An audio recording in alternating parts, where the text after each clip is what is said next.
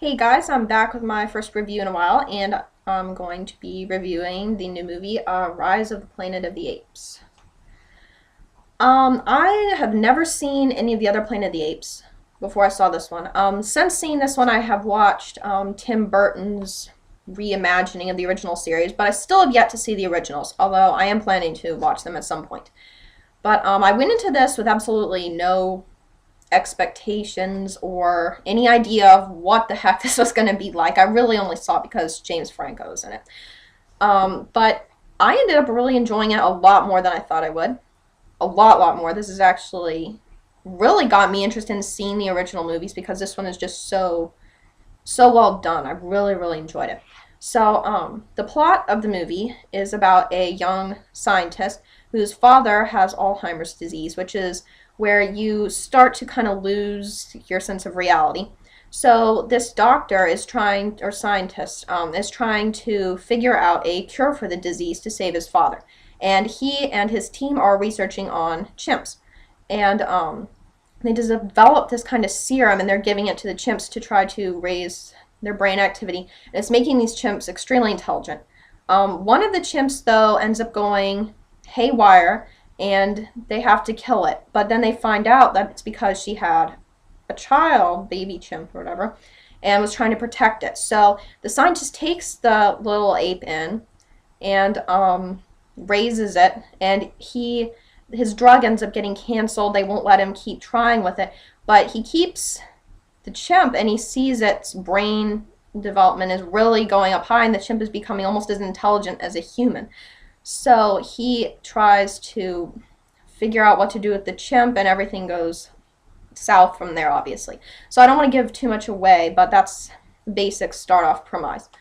I really enjoyed the plot because it wasn't like really obvious where it was heading throughout the movie. Like I said, I'd never seen any of the other Planet of the Apes, so I was really enthralled with what was going to happen in this one because it wasn't just like obviously building up to a certain conflict, and there it was.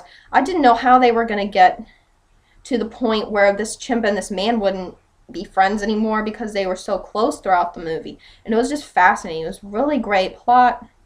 I enjoyed it immensely. It actually made the idea of intelligent chimps seem realistic and not completely absurd, which is saying a lot. I mean, by the end of the movie, it almost seems plausible, which of course, if you think back on it, you're like, no. But while you're watching it, they completely take away any inhibitions that you had going in about how stupid this is going to be, and it makes it seem completely just relevant and realistic. So the plot was phenomenal. Acting was also extremely great. Of course, like I said, I saw this movie just because James Franco is in it, and he is fantastic as always, as is the guy who plays the chimp. Yes, there is actually a guy playing the chimp. Andy Serkis plays Caesar, who is the chimp that I talked about when I was discussing the plot. He also played King Kong in the King Kong film, and he was Gollum in Lord of the Rings. That's probably his most well-known role. And of course, he's been in a bunch of other stuff. He's also did a voice in the Adventures of Tintin movie that came out, and he was in Inkheart, if anybody happened to see that. He played the villain in that movie as well. So he was phenomenal in this. Anybody who can play an ape and make you feel like they're a real person, even though they're really just CGI, is incredible, in my opinion. Andy Serkis probably just deserves an Oscar for everything he's done combined. I mean, it's just incredible what he does. He's amazing. So everybody is great in this. I can't remember the name of the actor who plays James Franco's character's father, but he was really great as well. As somebody who's been around a lot of people with Alzheimer's, he really does portray that really well. That was everybody just was great.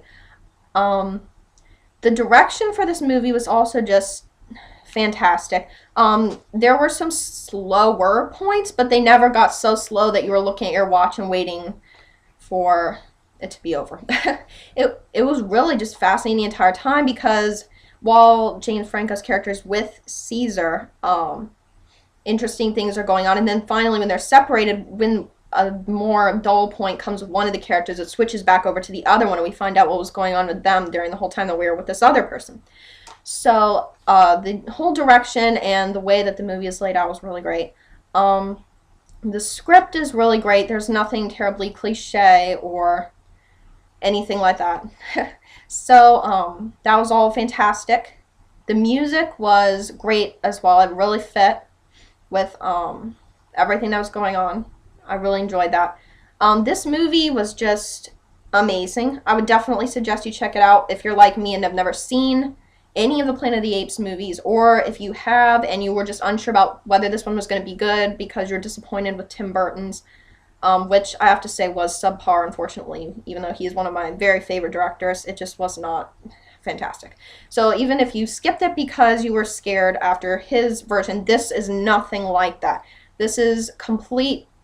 It's a completely new story, apparently, at least from what I've heard from any of the older Planet of the Apes, and it's not a remake of the other ones like Tim Burton's was.